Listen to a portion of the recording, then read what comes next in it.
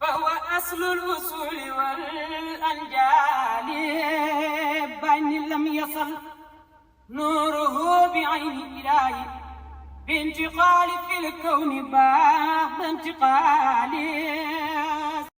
maa ngi wax ak yow Léopold Sédar Senghor. bàyyi na yow Léopold Sédar Senghor mi ngi wax ak yow. lii bu mu xamat. lii bu mu xamati. bu xamatee. soo xamatee. da nga ko gis bu soobee yàlla. da nga ko gis incha allah. ndax yow doo suñ kilifa ci diine. ndax yow doo suñ kilifa ci diine. ndax doo sa ab jullit. te doo ko mos a dox. tey doo ko mos a dox. dégluwuñ la dara ci diine. dégluwuñ la ci diine ji. te itam duñ la ci mos a roy. tey duñ la ci mos a roy. diine ji. diine ji. diine yàlla la. diine yàlla la. mu wàccee ko. mu wàccee ko. jaarale ko ci yonenteem bu tedd boobu. jaarale ko ci yonente bi sallallahu alayhi wa sallam. muy Muhammad sallallahu alayhi wa sallam. muy Muhammad sallallahu alayhi wa sallam. moom mi nga xam ne. moom mi nga xam ne. wàccee na xadis yu bëri ci jullit juma. wàccee na xadis yu bëri ci jullit juma. ba ne sax ku ko bàyyi. ba ne sax ku ko bàyyi. ñetti yoon yu tegalantoo. ñetti yoon yu tegalantoo. yow naafeq nga. naafeq nga. buñ bind ci téere boo xam ne. buñ bind ci téere boo xam ne. duñ ko faar te itam duñ ko mos a wëlbati. boo xam ne duñ ko faar te duñ ko mos a wëlbati. wax na sax ne. wax na sax ne. ku ko bàyyi. képp ku ko bàyyi moom jullit juma. sànni nga sa diine sa gannaaw yi gannaaw. sànni nga sa diine ca gannaaw yi gannaaw. ñun de duñ ko mos a ba. ñun de duñ ko mos a bàyyi. incha allah. incha allah. asalaamualeykum mbokk yeeg xarit yi maa ngi leen di nuyu tey si 13 mai fas yéene présenté leen benn rediffusion sunu éphéméride du daaw yi balaay ñuy ñëw ci ñu defoon daaw renforcer ko ci benn élément tey autour de benn controverse benn décision bi nga xam ni président Léopold Sédar Senghor bàyyi woon na ko fii décision bi nga xam ne président Léopold Sédar Senghor jëloon na ko tere woon bés bi julli juma sur l'étendue du territoire national. am na nag ñu bëri ñu ko jàppee woon bés bi nga xam ni si la Baye Niass décidé woon sauver l'islam ci Sénégal noonu lañ ko ñu bëri gisee parce que bu fekkee jumaa yëpp ou bien jullit yëpp ci Sénégal jour boobu dañoo aligné woon ci décision boobu Baye Niass moom gisewu ko woon noonu parce que gisul woon rek lu ko mën tere ci àddina bi te julliyam juma bés boobu. Donc 13 mai 1968 ci la Baye Niass ñëw braver interdit autorité administrative ba ñu ñëw fi tey di mandargal bés boobu parce que bi muy xew mi ngi naan leen façon c'est ce qu'on va voir mooy loolu ñu xool parce que ba heure waxtu jot daan naka sax li ci des bëriwul donc bi waxtu ba jotee war a dem julli gi mu ànd ak ay taalibe jóge Awsa parce que ñëpp xam nañu diggante Baye Niass aussi ak Nigéria ci zone boobu yëpp donc amoon ay taalibe Awsa ñëwoon jàppale ko ñu dem waaxu romb policiers yi ak détermination bi nga xam ne bi finalement joxul woon benn choix ci policiers yi doon garder foofu interdit pour mën a assurer respect interdiction bi joxu leen woon benn choix jour boobu tellement ils étaient déterminés ak jour boobu xëy na bu ñu defoon attention lu bëri mënoon na fa xew donc noonu la Baye Niass bradé interdit bi dem jàpp julleem te organiser foofu juma ji nga xam ne bi moom mooy kàddu yi nga xam ni bàyyi na ko fi léegi donc di leen introduire tey sunu éphéméride du 13 mai yi autour de libération notamment libération wu de Mamadou Dia ak li xewoon ci Pape Jean-Paul II ñu présenté leen rek sunu éphéméride yi di leen ñaan bésum jàmm ba ëllëg dikkaat fii yeggalee waxtaan bi. Bonne journée à tout le monde.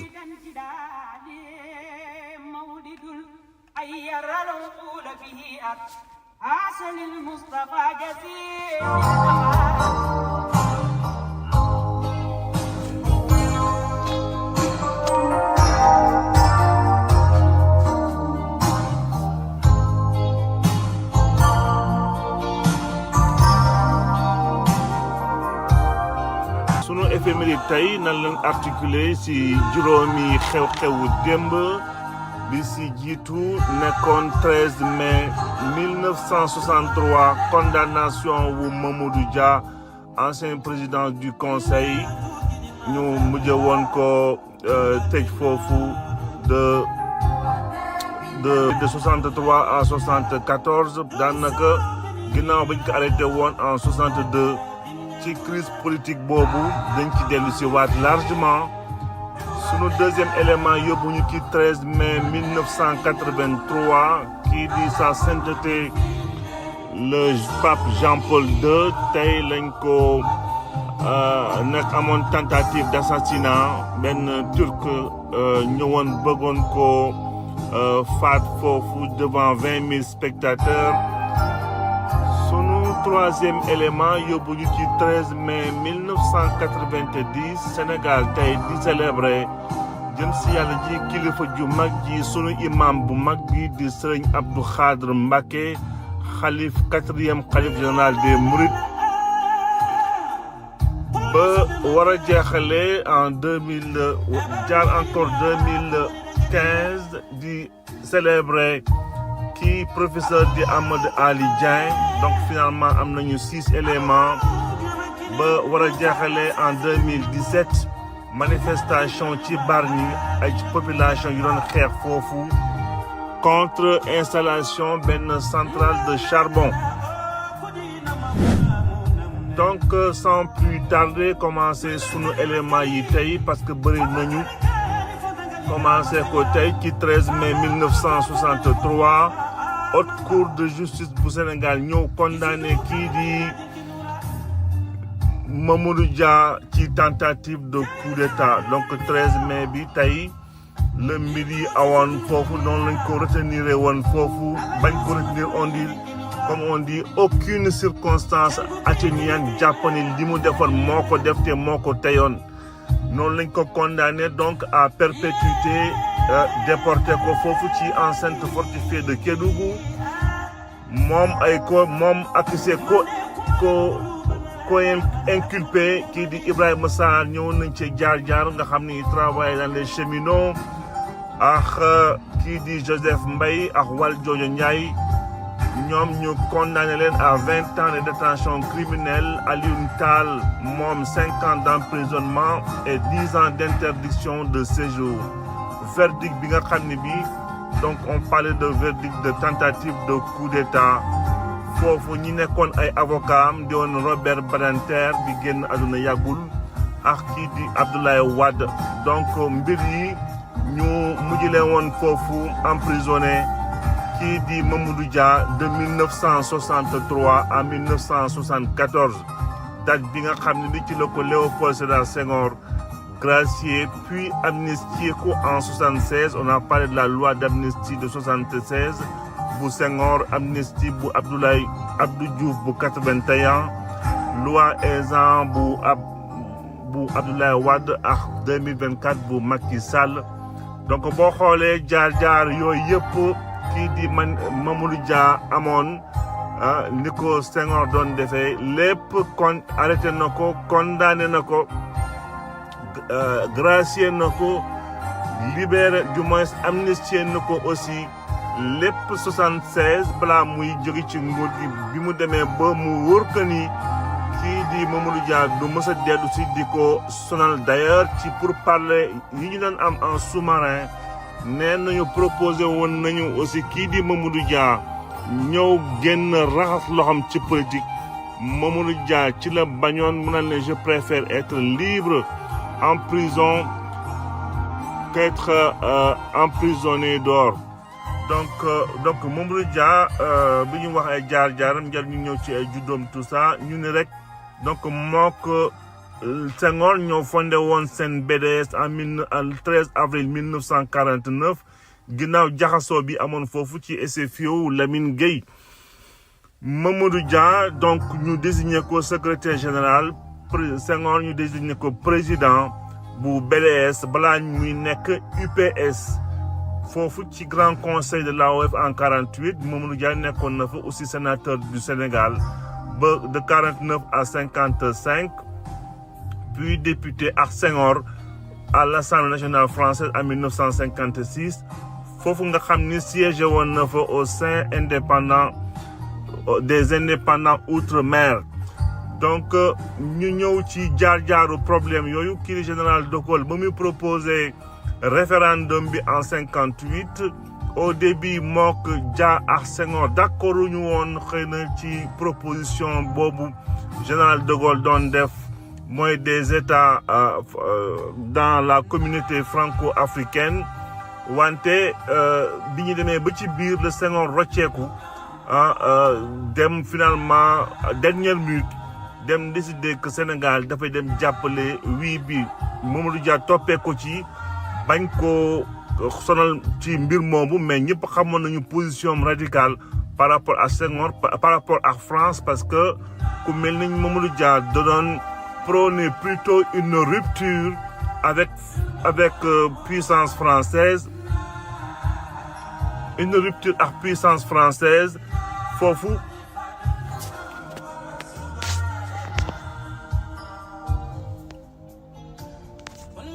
donc ku mel ni Mamadou Dia da doon proposer rupture ak puissance française bi pour la bonne et simple raison dafa bëggoon Sénégal ñu génn ci économie bi nga xam ne bi dañ ko basé ci mbay ak njaayum gerte donc jàpp nañ ne c'était pas la voie à suivre donc volonté boobu mi ngi ko exprimé woon ci benn ouvrage d'ailleurs en 1961 bi nga xam ne moo gënoon a heurté français yi discours boobu aussi dans ay discours yu bëri bi nga xam ni day wax ay waxu politique de développement ak les diverses voies africaines de socialisme ci 8 décembre 62 Mamadou Dia aussi mi doon prôné li ñu naan la révolution le rejet révolutionnaire des anciennes structures et une mutation profonde qui substitue à la société coloniale et à l'économie de traite une société libre et une économie de développement déclaration yi nga xam ne nag finalement moo motivé woon député yi ñu dem pour ñu voter motion de censure boobu nag comme Mamadou Dia tiitoon na ci postam ak posturam te mooy nekkoon chef du gouvernement noonu la ñëw bi mu yëgee mbir yi jël gendarmerie teg leen assemblée nationale ci buntu assemblée nationale pour que député bañu dugg voter motion de censure boobu ba finalement këru Lamine Gueye la ñu dem organiser seen motion de censure boobu pour daaneel nguuru Mamadou Dia par la suite ci entremise yooyu wala ci jaar-jaar yooyu moo taxoon ñu accuser coup de tentative de coup d'état donc loo xam ni lu xaw a doy waar la ba procès bi nga xam ne bi foofu lañ ko mujjee woon na condamné ñu jàpp nag lii moo nekkoon li gënoon a gàkkal ci nguurum Senghor on parle de dérive politicienne ci régime Senghor balaa par la suite Senghor libération bi mu def pour que mu mën a élargir Dia bind na ay livres yu bëri d'ailleurs ci réflexion de l'économie en Afrique noire en 1954 les nations africaines et solidaires mondiales en 1960 Islam société africaine et culture industrielle entre autres ci ay bind yoo xam ni bàyyi woon na ko fii balaa muy dem donc foofu la ñu wax tey ci condamnation Dia ak péripéties yi nga xam ni foofu la ñuy jaar balaa yegg si foofu yëpp. ñu ñëw ci sunu deuxième élément donc ñu ñëw ci pape Jean-Paul II ginnaaw 13 mai 1981 turc bi di Mehmet Ali Agca moo ko doon jéem a faat kii di Jean-Paul II nag nekkoon dans ses devant plus de 20 000 personnes foofu la ko kii nga xam ni turc bi yàggoon parel ba d'ailleurs turc bi condamné woon nañ ko en 79 auparavant par contumace parce que dafa dawoon ci benn journaliste bi mu bëggoon faat bakkanam en 2002 aussi en 2000 aussi par la suite mujjee woon nañ ko aussi condamné donc ñu mujjee woon ko moom condamné dans ce cadre-là à perpétuité mais ba tey kenn mën la wax la moo nekkoon ses vraies motivations entre les services secrets ñu bëri mel ni ay CIA aussi accusé woon nañ leen que xamoon nañu ni mbir yi doon na avancé xamoon nañu ni que CIA jàpp na ni lu mel ni service secret bulgare ak waa KGB nag ñii Russie xamoon nañu que Turquie bi mi li mu doon préparé ñu bàyyi woon ko ci sans pour autant nag ñu pousse ko ci mu def manipuler ko pour que mu def quoi que ce soit mais ñoom ñoo bàyyi woon mu def loolu quoi si mes mémoires sont bonnes d'ailleurs noonu le Turc bi dañ ko mujjee woon na gracier est-ce que bii moo nekkoon graciement bi wala beneen kii bi parce que Pape Jean-Paul II finalement subiroon na lu toll ni 2 fois tentative d'assassinat.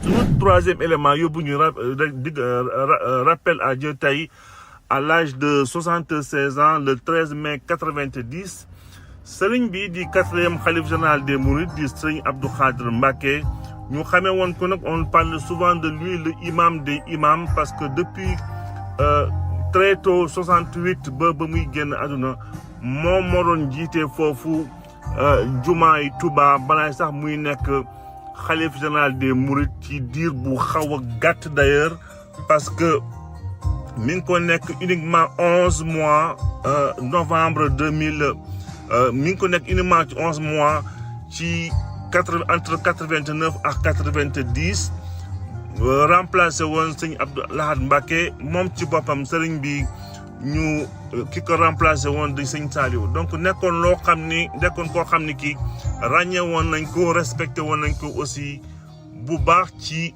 taxawaayam ñu ñëw aussi ci rendre hommage tey kii professeur bi di Amadou Ali Dieng nekkoon universitaire pluridisciplinaire ak auteur de plusieurs publications wàññeeku woon fii le 13 mai 2015 tey nag kilifa ji ñu xamee woon que nag on parle de marxiste bi nga xam ni bi dafa milité woon ci parti PAI loolu moo taxoon d'ailleurs ñu dàqoon ko foofu mu doon jàngee di école nationale de France d'outre-mer donc liggéey nag ci faculté des sciences économiques bu Dakar puis économiste principal ñu xamee woon ko aussi foofu ci BCEAO kilifa yi nag bindoon na ay livres yu bëri mën nañ ci wax Lamine Gueye une grande figure politique africaine de 1891 en 68 bind na daal ay livres yu bëri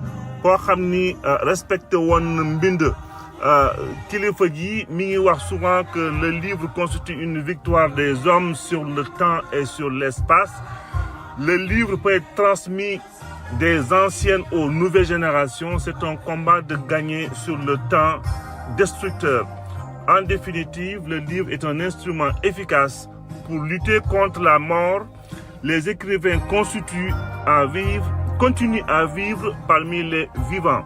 Donc jàpp na ni donc koo xam ne gëmoon na bind gëmoon na écriture nga xam ne c'est un témoin du temps ak aussi passage de témoin entre générations mu nekk loo xam ni lu am solo la balaa muy génn àdduna nag du toll ni plus de 1500 livres jëloon na ko may ko parce que souvent les écrivains ak borom xam-xam yi dañuy jël di noon seen jumtukaay yi ñoon liggéeyee yëpp souvent seen ay ouvrage dañ koy jël souvent maye ko bibliothèque bi nga xam ne foofu la ñu nekk donc moom balaa muy génn àdduna maye woon na lu toll ni 1500 livres ci université de Dakar ay bouquins yi nga xam ni ça parle un peu de tout dans le monde donc ñëw ci sunu dernier élément bi di 13 mai 2017 manifestation foofu ci Bargny contre installation de centrale de charbon centrale boo xam ne nag waroon na produire di toll ci 15% électricité wu Sénégal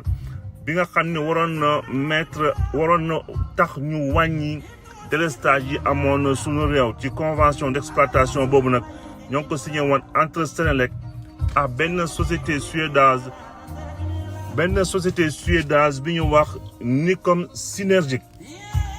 donc di jeexalee fii tey sunu éphéméride ba ëllëg di jéggalu ci guddaay bi ak document fleuve yi aussi xëy na am na yenn dossier mënoon nañ ci gën a yàgg mais le temps nous presse di leen ñaanal bésum jàmm une bonne semaine ci ñi jëm ci waar bi te yàlla nañu borom bi musal seytaane ba ëllëg incha allah.